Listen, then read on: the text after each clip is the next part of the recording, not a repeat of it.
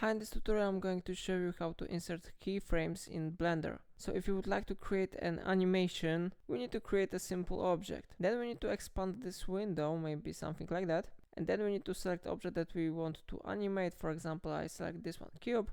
And now we need to press I from our keyboard. Like you see, the keyframe has been successfully added here. So now I will change position of this slider maybe to 10. And then I press G from our keyboard and I change position of the object. Now I press I from keyboard again and I select here all channels. Maybe I will do it one more time, so I change position to 20 and then I press G from keyboard and I change position of the object to there.